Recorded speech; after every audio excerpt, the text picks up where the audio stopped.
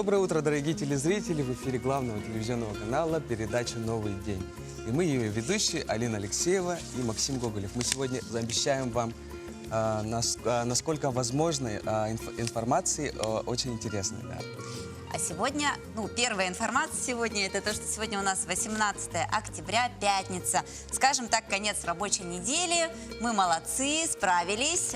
Теперь остался последний рывок. Так что мы постараемся, чтобы это утро было бодрым, чтобы у вас хватило сил на этот последний рабочий день, чтобы вы провели его достойно, проводили неделю, скажем так. А сегодня у нас также есть и мероприятие на вечер, и даже, может быть, на целый день. Сегодня День матери. Мама, конечно, безусловно, является для каждого из нас главным человеком в жизни.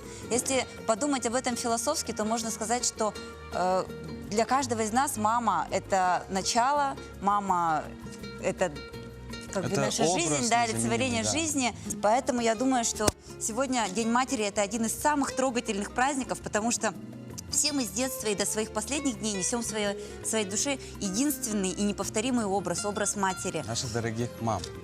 Которая мама всегда поймет, мама всегда простит, мама всегда пожалеет и всегда будет беззаветно любить вас и желать вам только лучшего. Поэтому весь наш сегодняшний выпуск будет посвящен, конечно, нашим мамам. Для того, чтобы узнать, как поздравить наших мам сегодня, да, мы обязательно сделаем опрос. Мы обязательно сегодня покажем вам сюжеты об этом. Оставайтесь с нами, а сейчас узнаем о погоде.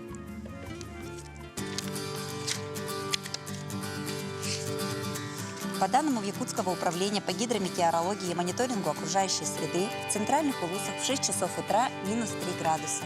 Днем потеплеет до 3. Заречье минус 7, минус 3 в 6 часов утра и днем 3 градуса. Южные улусы минус 2, 0, днем плюс 6, плюс 8. Вилюйские улусы минус 2, плюс 1 в 6 часов утра и плюс 2, плюс 6 днем. Нижнеленские улусы минус 6 градусов в 6 часов утра и минус 6 градусов днем. Западные улусы минус 4, плюс 1 в 6 часов утра, днем плюс 5, плюс 7. Колымо-Индигирская группа улусов минус 18 в 6 часов утра и днем до минус 14. Янские улусы минус 7, минус 4, днем минус 7, минус 2. Северо-западные улусы минус 13, минус 7, днем минус 12, минус 7. В городе Якутске в 6 часов утра температура воздуха минус 3 градуса, атмосферное давление 749 миллиметров ртутного столба. Ветер юго-восточный 4,9 метров в секунду. Днем ожидается потепление до 5 градусов выше 0. Преимущественно без осадков.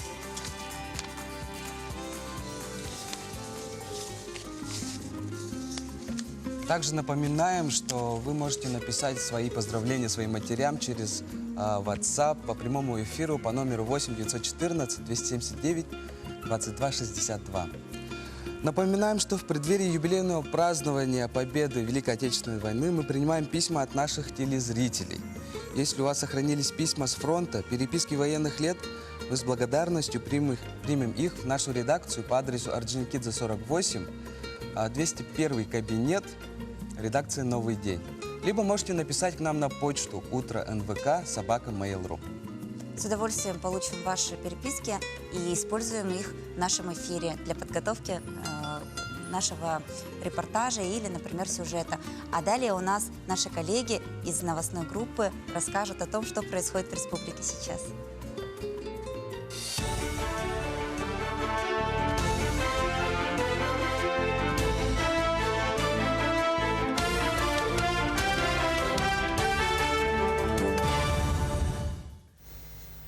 В эфире новости расскажем о самых заметных событиях к началу дня. В студии Василий Радченко, здравствуйте. Для активной работы нужен боевой координационный совет, а не аморфный орган. Такое заявление сделал Александр Николаев, выбирая состав президиума из числа членов Координационного совета по предпринимательству при главе региона. Также в ходе заседания утвердили проект регламента работы совета. Далее по повестке заслушали информацию о посещаемости членов. Заменили тех лиц, которые пропускают заседания без уважительной причины. Четвертым вопросом участники собрания рассмотрели проект резолюции по итогам форума предпринимателей, который прошел в сентябре. Так, по вопросу развития рынка интеллектуальной собственности в сфере малого бизнеса правительству региона поручили рассмотреть возможность включения раздела «Развитие интеллектуальной собственности в Якутии» в стратегию социально-экономического развития до 2032 года. Кроме того, Айсан Николаев отдельным вопросом выделил нелегальный бизнес. Он отметил, что любые шаги такого бизнеса должны искореняться. Нелегальный бизнесмен, в моем понимании, это даже не бизнесмен, это тот человек, который практически не соблюдает никаких действий вне рамок правового поля Российской Федерации. Без кассовых аппаратов, без сертифицированного товара, без выплаты заработной платы, с начислением всего полагающегося работникам. Вот это вот и есть нелегальный бизнес. И, конечно же, от него вы, легальные бизнесмены, получаете огромные прибыли. Между тем, глава Якутии встретился с начальником пограничного управления ФСБ России по Восточному Арктическому району Романом Толоком. Стороны обсудили вопросы обеспечения безопасности государственной границы и приграничного сотрудничества. Айсан Николаев указал на ряд проблемных вопросов, которые необходимо решить, и напомнил о ситуации с оленеводами в Устьянском районе, задержанными сотрудниками пограничной службы ФСБ России и доставленными в соседний Булунский район. Напомню, что 5 районов Якутии, а это Нижнеколымский, Алайховский, Устьянский, Булунский и Анабарский, это прилегающие к морскому побережью и отнесены к пограничной зоне России. На их территории установлен пограничный режим. Действуют особые правила въезда, прохода, временного пребывания, передвижения лиц и транспортных средств. Толок на это ответил, что в соответствии с законом, находящийся в пограничной зоне должен всегда при себе иметь паспорт. Айсан Николаев заявил о необходимости внесения изменений в нормативно-правовые акты, касающиеся территории пограничной зоны и коренных народов, занимающихся там традиционным промыслом. Толок ответил, что поддержит предложение, если исполнительная и законодательная власти Якутии выйдут с законодательной инициативой. А получить документ для пересечения границы в скором времени станет проще. Оформленные роботами загранпаспорта начнут выдавать до конца этого года. Россияне еще до конца 2019-го смогут получить загранпаспорта, оформляя их с помощью криптобиокабин, сокращенно КБК. С помощью такого оборудования граждане будут самостоятельно подавать документы. Это позволит ускорить процесс, сократив очереди. Такую возможность запустят в многофункциональных центрах. Комитет Госдумы поддержал проект о горячем питании в школах. Авторами, напомню, инициативы стали спикеры обеих палат парламента Валентина Матвиенко и Вячеслав Володин, а также лидеры всех парламентских фракций. Правительство документ уже поддержало с учетом ряда замечаний, которые рекомендуется исправить в рамках второго чтения. Напомню, что он устанавливает особенности организации качественного, безопасного и здорового питания детей и отдельных групп населения. Документ также уточняет понятие качества пищевой продукции, характеристики безопасности и пищевой ценности. А Роспотребнадзор тем временем назвал самые полезные орехи и посоветовал есть их 1-2 раза в неделю. В список самых полезных вошли кешью, лесной, грецкие орехи, арахис, а также кедровые орешки и миндаль. Как считают специалисты ведомства, орехи следует употреблять 1-2 раза в неделю небольшими порциями около 35 граммов. Они содержат большое количество калия, магния, кальция, фосфора, железа и других необходимых для организма витаминов, макро- и микроэлементов. Совместное потребление орехов и зерновых, например, выпечка с ореховой начинкой, мюсли или другие комбинированные завтраки, усугубляют аминокислотный дисбаланс в организме. Поэтому целесообразно употреблять орехи совместно с молочными или же кисломолочными продуктами, мясными блюдами, молочными кашами или десертами. А у нас на этом пока все. Спасибо за внимание и хорошего вам дня.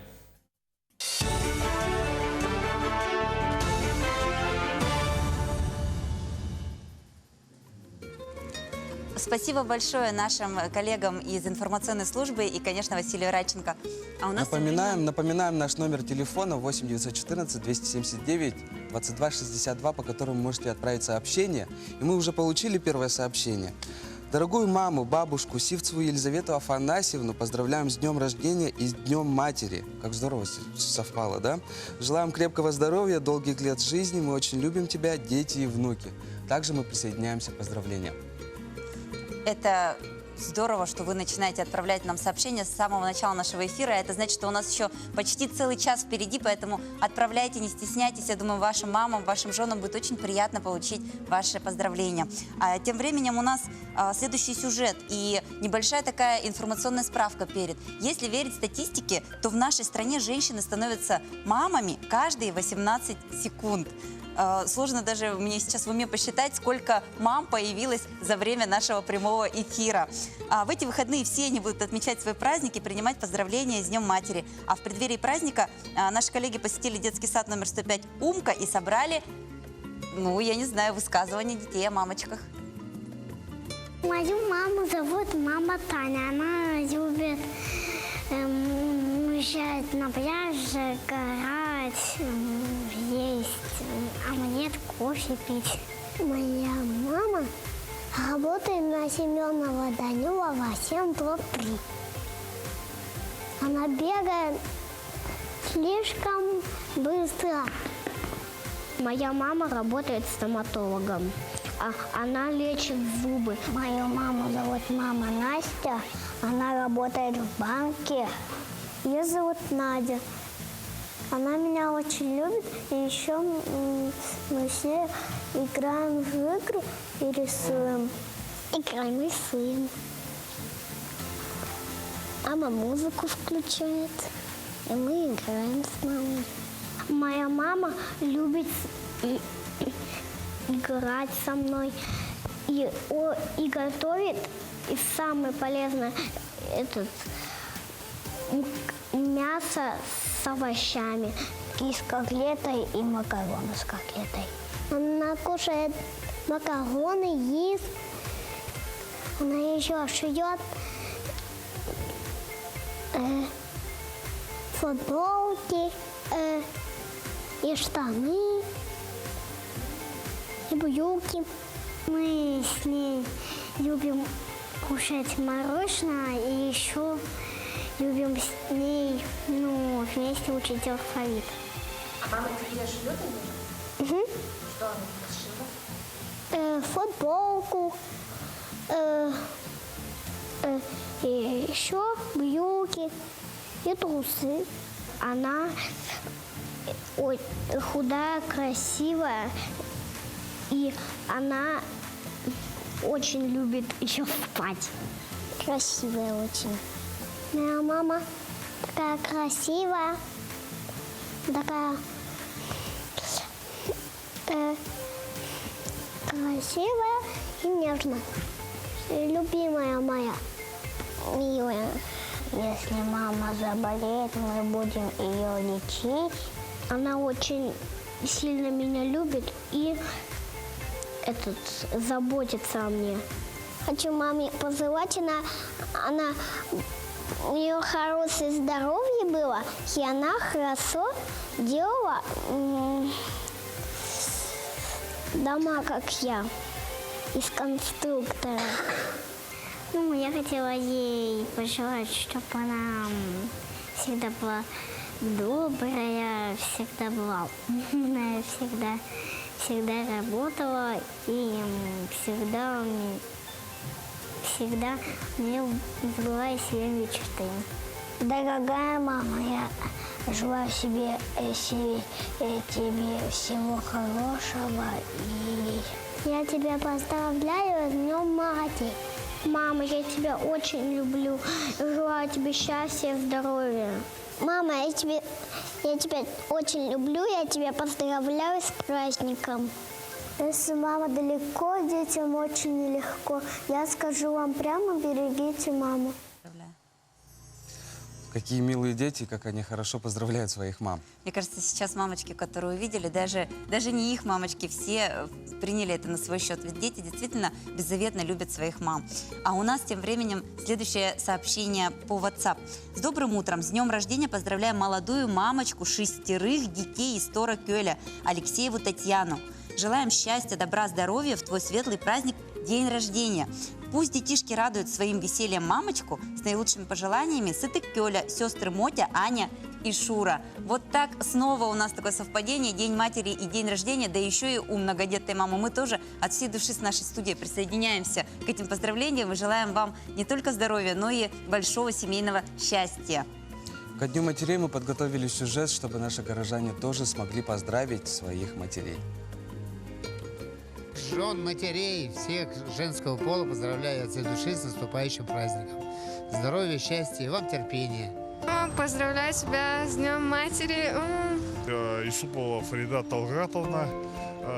Мама, желаю тебе всего хорошего, долго лет жить, прожить. Поздравляю маму Анастасию с Днем матери. Я тебя люблю. Хочу поздравить мою маму Посельскую Татьяну Павловну. Она сейчас в Чурапче, я ее очень люблю и очень скучаю. Поздравляем наших матерей с этим замечательным днем. Дорогая мама, поздравляю тебя с Днем матери. Ты знаешь, что я тебя очень, очень сильно люблю, хотя я не часто тебе говорю, а так надо было бы. Но ты знаешь, как я к тебе отношусь, и хочу, чтобы ты всегда была рядом, здоровая. Я тебя очень сильно люблю, мама. Хочу поздравить мою маму Марию Егоровну с Днем матери. Поздравляю тебя, Брашко Ольга Андреевна. Желаю тебе счастья, здоровья, любви. И ты самое лучшее, что есть, и самая лучшая мама. Я люблю тебя. Хочу поздравить всех матерей с Днем матери. Хотел бы сказать своей маме, чтобы она жила хорошо. Я свою маму Марию Прокопьевну поздравляю с Днем матери. Ну, в память о моей матери Екатерина Ивановна Березкина. Я до сих пор, как говорится, живу ею. И хотел бы поздравить свою супругу, которая является Анна Павловна Егорова. Она является супругой и, помимо этого, прекрасной матерью наших двух детей, Евы и Павла, которые составляют смысл нашей жизни. Поздравляю свою маму. Мам Курдук. Такие Напоминаем- хорошенькие дети вообще, я просто не могу насмотреться. Напоминаем также наш номер телефона 8 914 279 22 62. Отправляйте ваши поздравления. Итак, следующее поздравление. Доброе утро. Поздравляем нашу маму Сазонову Варвару Иннокентьевну. С Днем матери. Любим, обнимаем твои дочери Мария, Оксана, Антонина, Софья и Зоя. Это тоже у нас многодетная мама и все девочки. Далее у нас постоянная наша рубрика «Вакансии». Приготовьте ручки, блокноты и записывайте. На работу требуется слесарь-электрик по ремонту электрооборудования, имеющие право работы в электроустановках, потребители из группы по электробезопасности не ниже 3. Образование среднее профессиональное, в том числе начальное профессиональное. Заработная плата 29 024 рубля.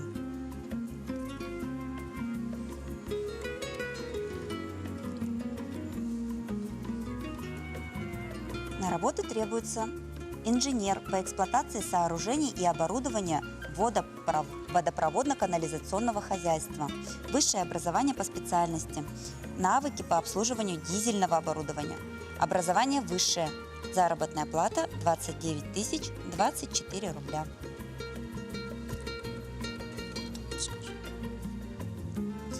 На работу требуется инженер по эксплуатации вентиляционных систем, образование высшее по специальности, опыт работы по специальности требуется.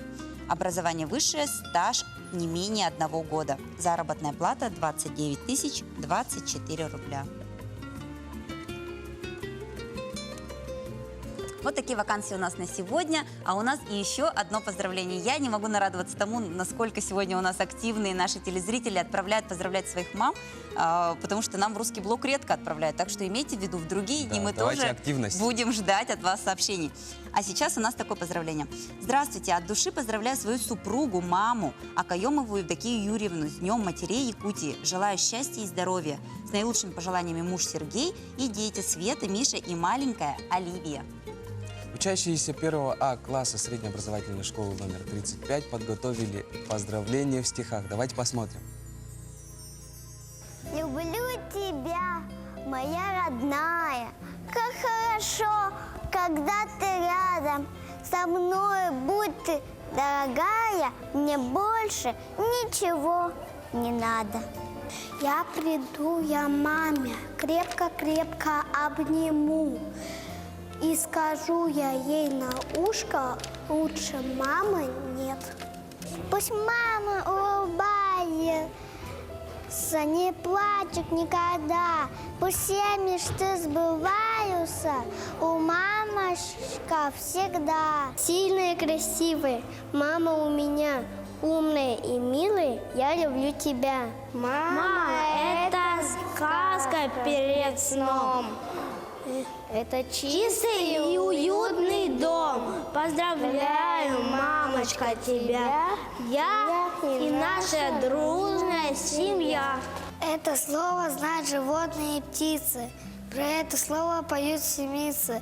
Это слово знают во дне океана. Это слово называется мама. Я маме своей весь мир подарю. Все горы, моря, океаны. Ведь я ее очень сильно люблю, ведь никого нет лучше мамы.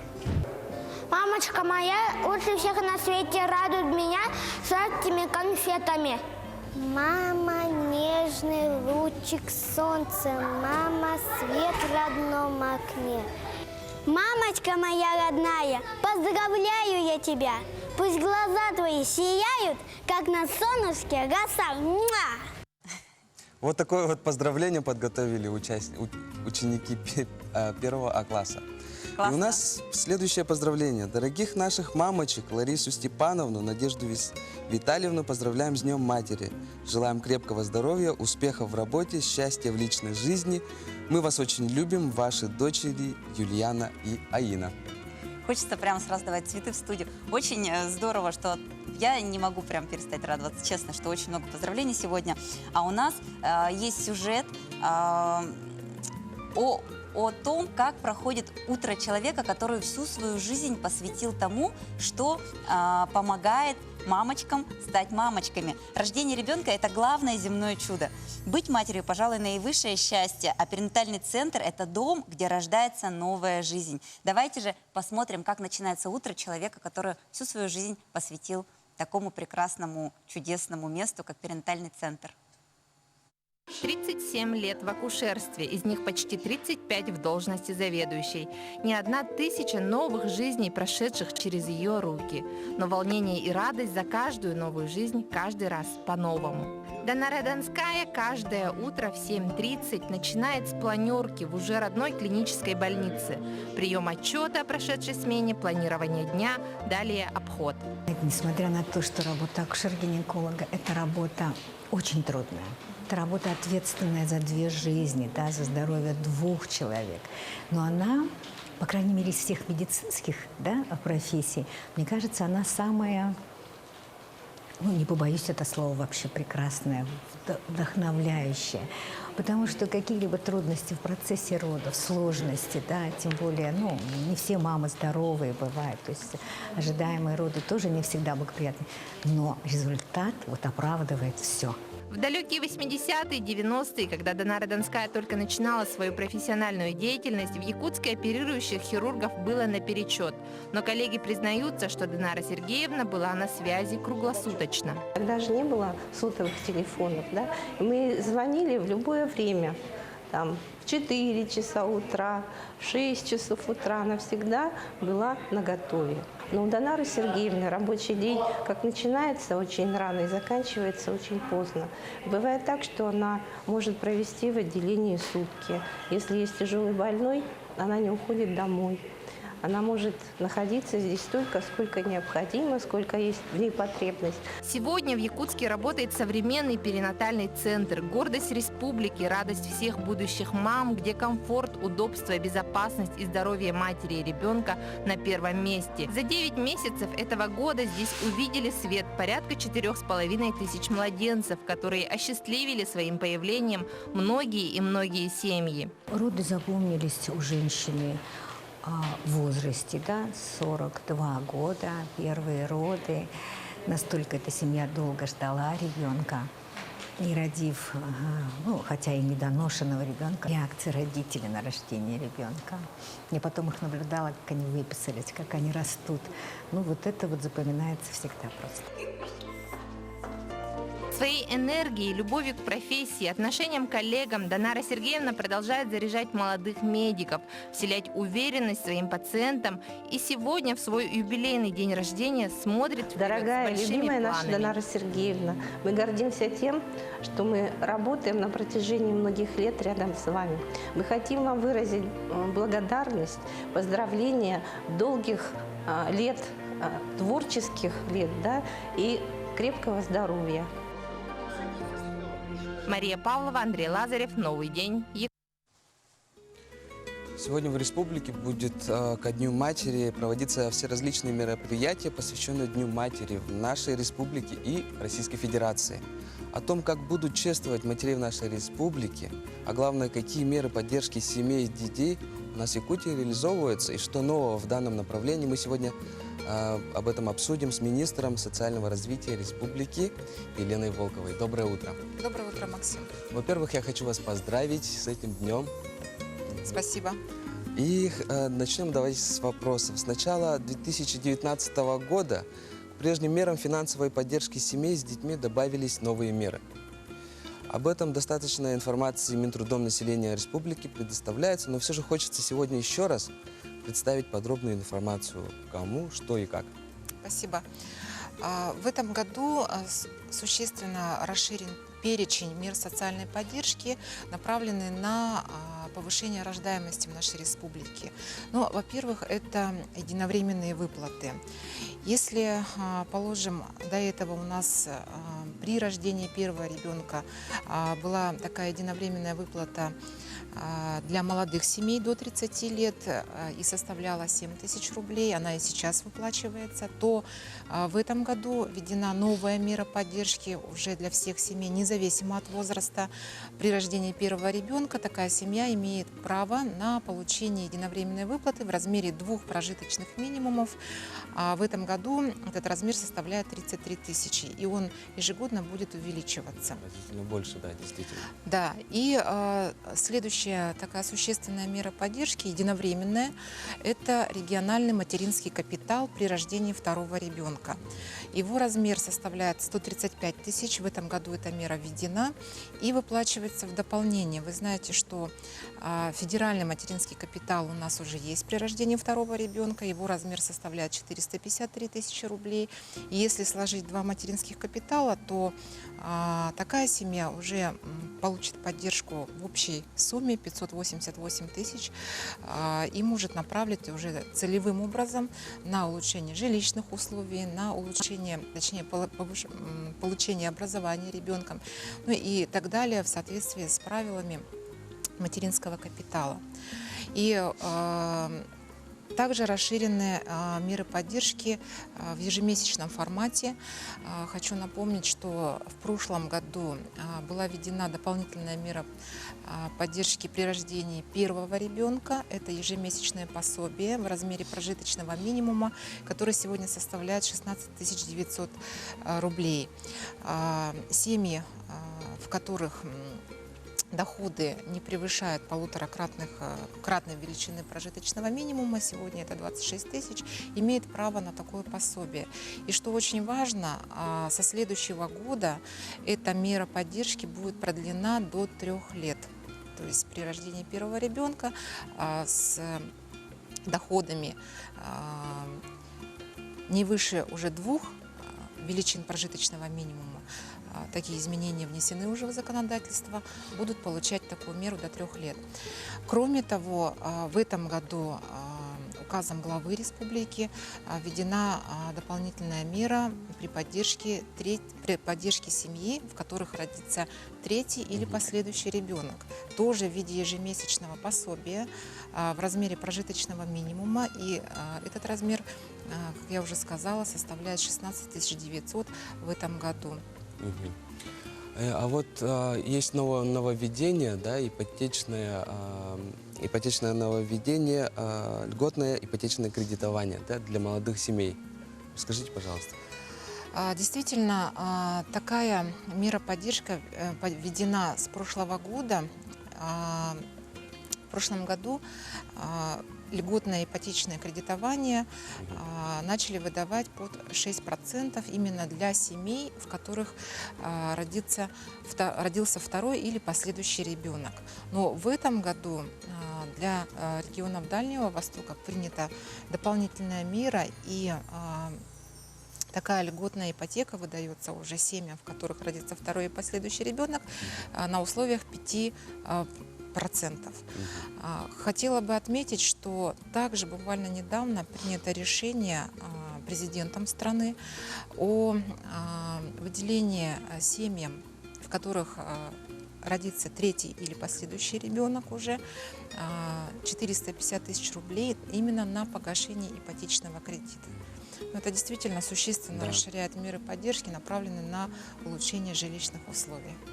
И у меня следующий вопрос. В июне текущего года в республике принят новый закон, установивший статус многодетных семей. Что изменится с принятием данного закона? Ну, хотелось бы отметить, что у нас в республике на сегодня проживает 27 тысяч многодетных семей. Многодетная семья – это семья с 3 и более детьми. И если раньше статус многодетной семьи, являлся это многодетная семья с 3 и более несовершеннолетними детьми, то сегодня в соответствии с новым законом такой статус получает семья не только, в которой дети до 18 лет, но и если есть дети до 23 лет, обучающиеся по очной форме обучения, или если ребенок служит в рядах российской армии.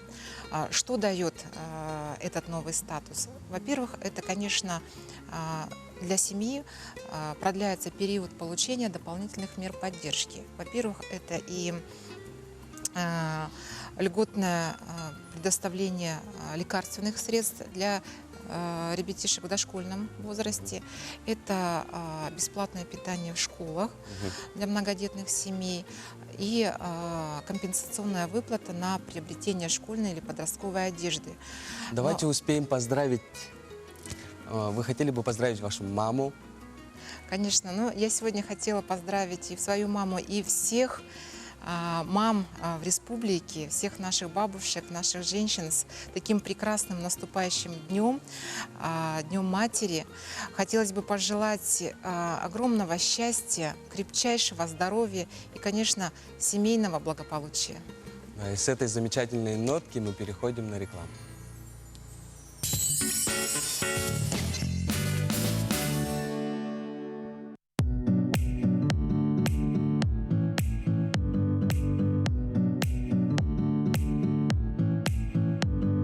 Неспешное чаепитие в уютной домашней обстановке – маленькая семейная традиция с большой историей. Без угощений не обойтись.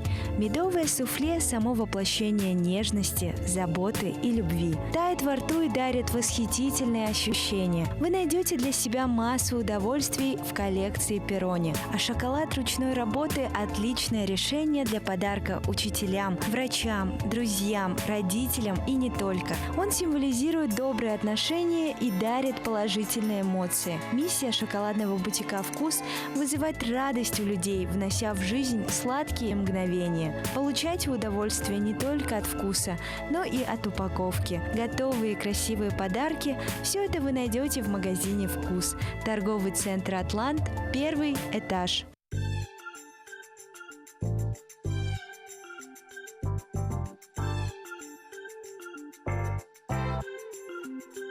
Жекерген дұрубетіттен күнді тоқда соқ. Тыйыз тымнылақ кіхінға әйге томоку қаппаққа сыластық сылжаргатгар кіхаллан 5 империя мағығын андойдуға кенік биллер Канада Гус, Баск, Ред Фокс, Рокфиллерс бреннер тикпет үрді қачтывылақ пұхайбектарын атыға тахарда. Оғылырғы лоқан жоңғаналақ, араз бұғылақ тахалақ, кәмейдақ, әгелген нөк пұхайбектар манна бағылар. 5 империя мағығын тансылаз бәргәхелері, үтіліктері, шарфиктары, қалыңыстанлары кіхінға тақтаңастырын бұлан талан ылы қытын сәп. Россия биллер Баск Kids фирмата оғылырғанан текпет ечегес чәпчеге қас түтіттен тегелебет комбинезонлара, ыстанлара, куркалара, чысқан тымныттан карчанлары, қарыстықтара, таңастары банкнеңі есілі қатын сөп. Пятый империя мағыны кітта, ечегестік таңның, дробияқтың қарыстан.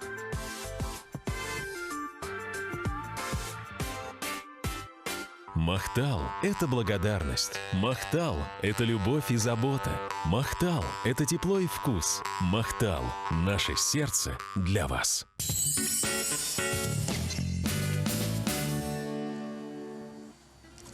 Еще раз напоминаем наш номер телефона 8 914 279 22 62. И у нас следующее поздравление. Доброе утро. От всей души поздравляем нашу мамочку Людмилу Арсентьеву. С Днем Матери. Желаем маме крепкого здоровья, счастья, твои деточки. Также я хочу напомнить, что сегодня в 12 часов дня на площади Матери будут торжественное возложение цветов на памятник матери. Приходите сегодня все, кто могут.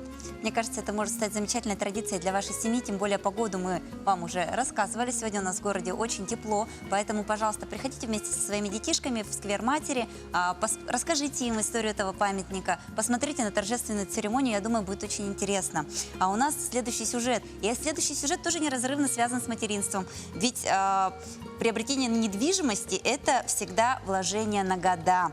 Это равно может быть как выгодным источником доходов, так и стать вашим уютным гнездышком, может быть даже семейным каким-то родовым гнездом. Сегодня в Якутске начинается ярмарка недвижимости, где можно приобрести квадратные метры по самым вкусным ценам. Подробнее в нашем сюжете.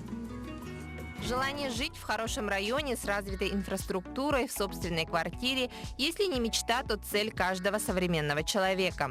Флагманские проекты группы компаний «Утум Плюс», жилые комплексы «Гармония» и «Панорама» находятся в шаговой доступности от центра города. Рядом школы, сады, магазины. ЖК «Гармония» находится на уровне старого города. Это Ярославского строда пересечения, тоже является центром города, с хорошим видом на Зеленый луг, развитой инфраструктурой и дорожным движением. ЖК «Панорама» является нашим флагманом в строительстве и задает тон будущему городу нашей столицы. Необходимость в жилье у каждого возникла много лет назад и сохранилась по сей день. Никуда не денется она и в будущем, поэтому недвижимость всегда будет пользоваться спросом, а значит, является отличным инструментом для инвестирования средств. В современных реалиях очень важно довериться профессионалам, которые гарантируют качество в нужные сроки. Проектирование мы ведем в новой среде, она называется информационное моделирование. Это позволяет отчасти нам сэкономить чуть-чуть времени, где-то увеличить, так скажем, качество проектной документации, но вместе с тем мы смотрим и в будущее, мы смотрим на саму стройку. BIM, информационное моделирование зданий, нам позволяет избежать ошибок уже на стройке. Мы считаем, что главное звено в нашей работе – это дружественная, очень хорошая семейная атмосфера. Благодаря вот этому нам удается достигать очень хороших результатов. Наши проекты – это призеры конкурсов, форумов. Значит, к примеру, взять вот флагман группы компании «Утум Плюс» – это объект «Панорама», который сейчас уже строится, это в квартале номер 72. Это призер, значит, 2017 года, золотой диплом на дальневосточном зодчестве. Группа компаний «Утум Плюс» – один из ведущих застройщиков нашей республики, за плечами которой многолетний опыт работы и доверие покупателей. Сегодня, завтра успевайте на ярмарку недвижимости, где будет объявлен старт продаж квартир по самым вкусным ценам. Группа компаний «Утум Плюс» объявляет старт продаж нового объекта по адресу Ярославского 48 в ЖК «Гармония», вторая очередь. И приглашает принять участие на ярмарку, которая будет проходить у нас в офисе 18-19 числа, где будут предоставлены скидки до 200 тысяч на все объекты группы компаний. У каждого должен быть свой дом, где будет всегда тепло, уютно и светло. Мария Павлова, Андрей Рукавишников. Новый день. Якутск. Замечательный сюжет, мне кажется, и действительно для каждой мамы это повод задуматься над тем, чтобы как-то уютно, как-то хорошо обставить свой дом, чтобы детям всегда было там тепло, хорошо, уютно и приятно проводить время со своей мамой, со своей семьей. Тем временем у нас еще одно поздравление. Поздравляем с Днем Матери нашу любимую, никем не заменимую маму, бабушку Ингу Афанасьевну, которая проживает в селе Мальджигар Нюрбинского района. Желаем крепкого здоровья, всегда улыбаться, дальнейших успехов в работе. Очень тебя любим, дети и внуки. А также написали еще одно сообщение с этого же номера. Поздравляем нашу любимую бабушку, маму Зою Юрьевну Иванову с Днем Матери. Счастья, здоровья, успехов во всем желаем. Мы вас очень сильно любим. В течение месячника гражданской обороны в республике проходит множество мероприятий. От уроков в школах до показательных занятий на объектах гражданской обороны. Спасатели провели показательные занятия на объектах гражданской обороны, где ознакомили якутян с новыми подходами к инженерной защите населения. Рассказали о порядке действий при возникновении чрезвычайных ситуаций. На днях у нас прошло противопожарное обучение в нашей компании НВК «Саха». Плановые учения по пожарной безопасности прошли в рамках месячника гражданской обороны. В нем приняло участие 227 сотрудников нашей компании. Все организационные моменты были выполнены. Все своевременно покинули помещение, отработали по инструкции пожарной безопасности. Ну и мы, конечно, тоже не остаемся в стороне, тоже проходим различные учения, и все, что происходит в нашей республике, не проходит незаметным для нашего телеканала. А у нас следующее поздравление. Пока Максим встречает наших гостей, я вам его прочитаю. Дорогую, любимую нашу мамочку, бабушку Анну Алексеевну Ивловскую поздравляем с Днем Матери. Здоровья тебе желаем. Оставайся такой же позитивной, активной, веселой. Крепко обнимаем, целуем. Твои дети-внуки из Среднеколымска, Китая и Казахстана. Представляете себе? То есть вот такое международное поздравление в нашем прямом эфире. Да? Слово Максиму. 17 по 20 числа у нас в городе идет фестиваль косторезного искусства народов России. И по этому поводу мы нас пригласили гостей. Федора Шедловского, генерального директора «Наш ледниковый период», и Алексей Вербицких, мастер-косторез, член правления магаданских организаций Союза художников России. Доброе утро. Доброе. Участвует в первых фестивалях, вот вы участвуете, да, с первых фестивалей, да? Вот, в каком году вот был первый фестиваль? 14 лет назад. 14 лет назад. То есть, получается, фестиваль проводится каждые 2 года? Да. Угу. И какие изменения с первого момента и вот сейчас, какие изменения вы вот сейчас чувствуете и какую-нибудь разницу видите? Хороший вопрос. Вы знаете, всегда взгляд изнутри есть и взгляд как бы снаружи. И не всегда это совпадает. Мне кажется, что динамика, конечно, происходит. Иногда это рассматривается как расширение ареалов, регионов, участвующих в этой выставке. Иногда меняется состав, но в любом случае динамика есть, и чаще всего она позитивная. Я бы хотел узнать, вот на Первом канале была передача Петрова, расследование про нашу республику, да, про добычу костей мамонтов, да? Расскажите, пожалуйста, об этом. Это также к вам. Но я вам хочу сказать, что, к сожалению, средства СМИ иногда имеют свой взгляд на какие-то вещи и пытаются, может быть, и получают задание определенное и в каком-то ракурсе показывают информацию. Я считаю, что эта передача была неудачная. И она неудачная была по многим моментам. Вот там этот фильм снимал Павел Брыкин. И это человек, который один раз всего посетил республику, и вообще у него было одно путешествие вот к этой горе сопливая. А рядом с ним были те информаторы, которые, ложную информацию ему преподали. В результате возник вот такой гиперострый сюжет, который, по сути дела, очень далек от реалий. Очень далек, поверьте мне. Я очень был разочарован. 8 месяцев он требовал от меня, просил от меня интервью. В конечном счете я в какой-то момент согласился. И вот это мое интервью, которое вот на самом деле вот такой удивительный народный промысел, как сбор бивня мамонта, и такой же требует охраны и поддержки, как, допустим, и косторезное искусство. Но получается, Петров, он раскрыл тему только со своей стороны. Он раскрыл тему, чтобы она была острая для обывателя, который не просвещенный. Понятно, хорошо. Это бизнес. Ага, Федор, расскажите, пожалуйста, про фестиваль, который сейчас будет проводиться, да, и проводится вот 17-го, со вчерашнего дня. Фестиваль проходит в Доме дружбы народов имени Кулаковского. Проводит его Яна Викторовна, директор. И мне кажется, что это замечательное событие.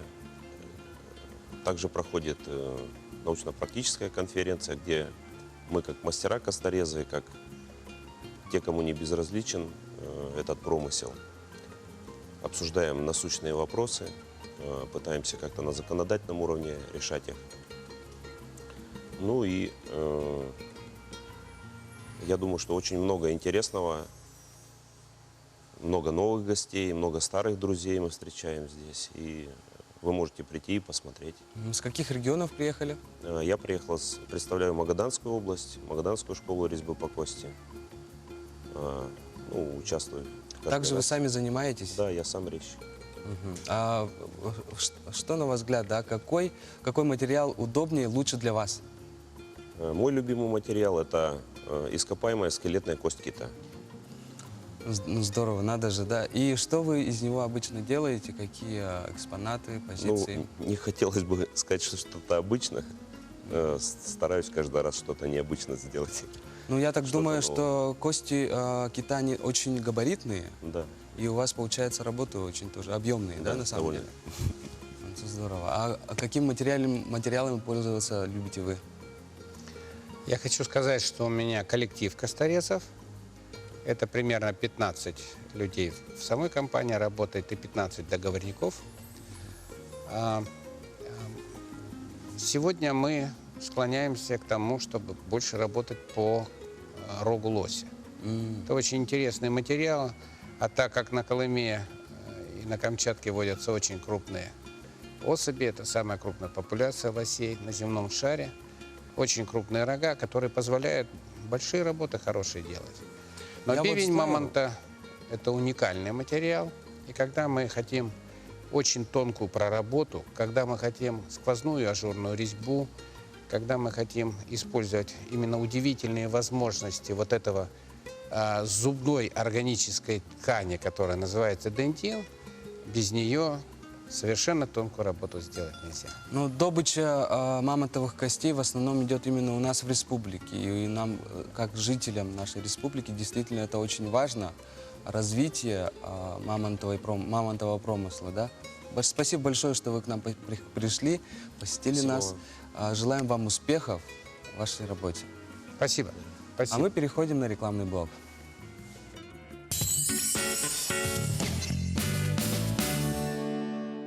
Позабыли, не купили, только время упустили. Делаем умнее. Покупаем квартиру в строящемся доме на улице Полины Осипенко. Старт продаж. Сейчас самое время. АО ДСК 33 13 28. Впервые в Якутске. Огромный выбор пуховиков и модных пар в центре верхней одежды «Торнадо». Скидки и рассрочка до 2 лет. «Торнадо». ТЦ ЭГАИ, 2-й этаж. Уважаемые жители республики, не упустите возможность приобрести новые квартиры на улице Строителей в городе Якутске. Звоните 459 359. Магазин кожи и меха и снова закрывается. Фабричные цены на все. Спешите купить шубу или дубленку с максимальной выгодой. На Крупская, 13. Еба Бусирге. Андойду. Аняла. Ананның кенеха. Барабыт мақтала. Бусирге тереппит. Бұл күні көрдерпит. Бихеха иебит.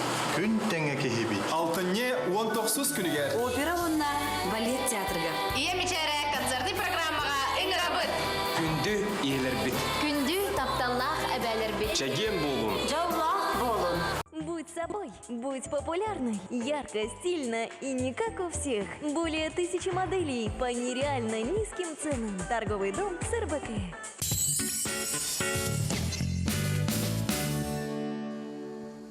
Еще раз доброе утро, дорогие телезрители.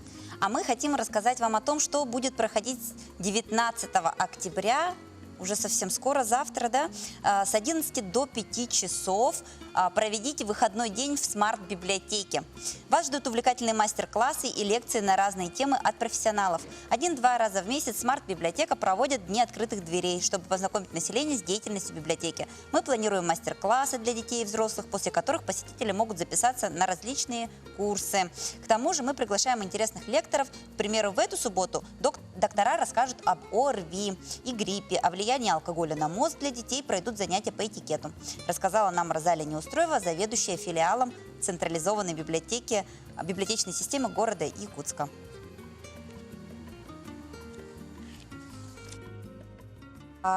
Также у нас есть интересная новость такая о том, как прошла стратегическая сессия «Арктика-2035», где жители региона и общественные организации совместно с руководителями региона провели совещание, и подробно об этом мы узнаем в нашем сюжете.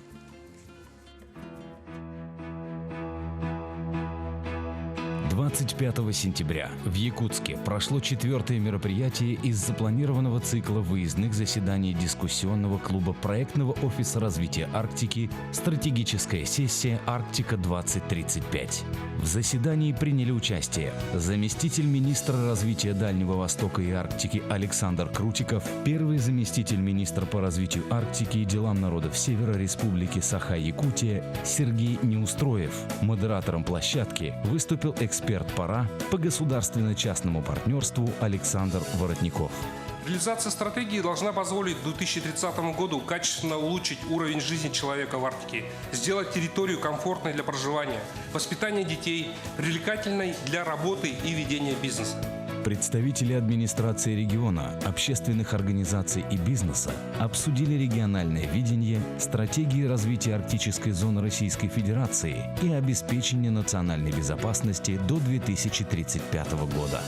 В настоящее время разработкой стратегии занимается Министерство Российской Федерации по развитию Дальнего Востока и Арктики России, а ПАРА выбран главной экспертной площадкой. Стратегическая сессия продолжила серию мероприятий, которые состоялись в Мурманске, Архангельске и Петрозаводске. Этой осенью они пройдут во всех регионах арктической зоны Российской Федерации. Сейчас готовится новая стратегия развития Арктики. Это основной документ, который определит развитие Арктики до 1935 года.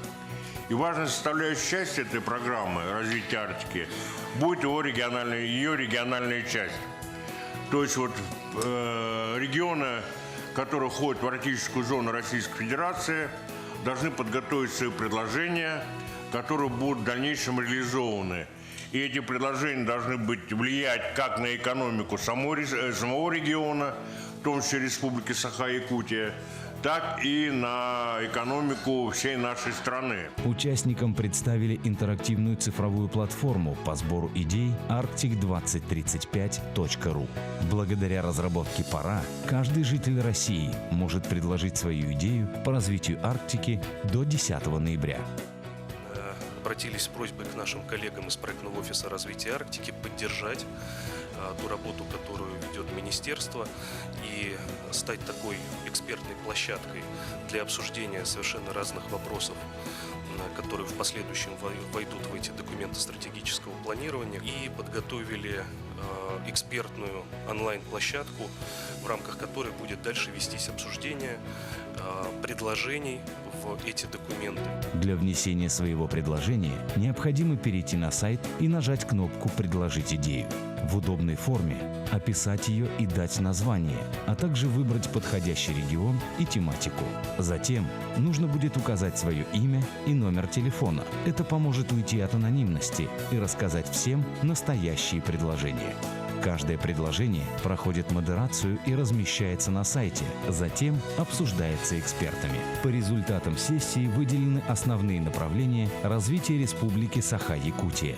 Это транспортная инфраструктура, обеспечение скоростной интернет-связи и строительство энергоэффективного жилья. Для жителей также важно развитие альтернативных источников энергии и промышленного производства на принципах бережного отношения к природе.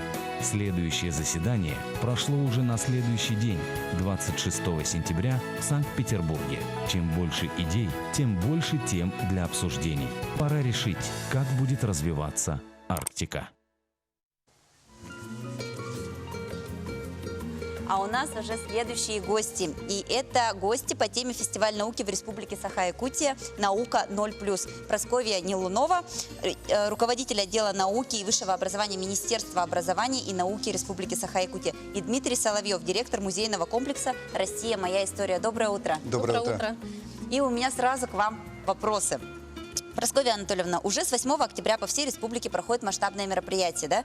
7-й фестиваль науки в Республике Саха-Якутия «Наука 0+». Расскажите нашим телезрителям, пожалуйста, в чем отличие фестиваля этого года и, наверное, какие нововведения есть в программе? В этом году у нас очень масштабно проходит этот фестиваль, фестиваль «Наука 0+». По всей республике, как вы уже упомянули, да, то есть мы постарались охватить все возраста, начиная со школьного возраста и заканчивая взрослыми, да, то есть по всем уровням образования, студенты, школьники, студенты колледжей и так далее. Также по времени у нас немножко больший период начал занимать, чем в предыдущие 6 лет. То есть у нас очень много было мероприятий, таких как презентация новейших научных разработок, лекции, классные часы. Это я сейчас говорю про события, которые были с 8 по 18 октября. В том числе были очень масштабные мероприятия, международные конференции, например, да, которые проводила Малая академия наук. Анна, вот у нас вчера тоже были гости, сейчас проходит. Да, совершенно верно. Также была первая молодежная конференция на базе Якутского научного центра. Ну, то есть это такие большие масштабные события в рамках этого фестиваля. То есть это получился настоящий фестиваль именно, да? Здорово.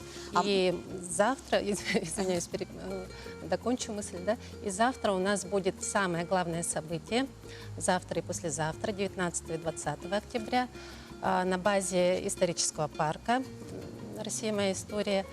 И это мы называем уже выставочными экспозициями. То событие, куда могут прийти все жители нашего города и ознакомиться с новейшими научными разработками, представленными вот на этой экспозиции. И, ну, на самом деле, если говорить простыми словами, для всех возрастов найдется что-то интересное. Спасибо вам большое, Прасковья Анатольевна. Я думаю, что у нас осталось совсем мало эфирного времени. И вот, Дмитрий Иванович, давайте я вам дам слово, да, чтобы вы, наверное, я знаю, что у вас есть какое-то свое в музее «Моя история» на площадке события, да, и, может быть, вы своих сотрудников поздравите и еще раз пригласим всех жителей республики на это мероприятие, да? Да, конечно, я бы хотел поздравить своих сотрудников и вообще всех жителей республики с днем рождения исторического парка, потому что исторический парк, он состоялся и как учреждение, и как такая очень интересная культурно-просветительская площадка, в котором очень много событий происходит, и якутяне нас полюбили, поэтому я вот в этот день хотел тоже пригласить в исторический парк, вот на фестиваль науки, который у нас проходит в этом году в 2 дня. Он очень интересный, увлекательный. В прошлом году посетило 15 тысяч человек. Я думаю, что в этом году будет не меньше. Очень много интересных мероприятий, более 100 проходят на нашей площадке. Поэтому добро пожаловать. Мы в этот день проведем тоже свои мероприятия, внесем вклад фестиваля, да, и открываем двери для всех наших посетителей, жителей Якутии. Пожалуйста, приходите, это все будет бесплатно. Спасибо вам большое за то, что пришли к нам в эфир. И мы хотели бы, наверное, все вместе сейчас в нашей студии, да, поздравить еще раз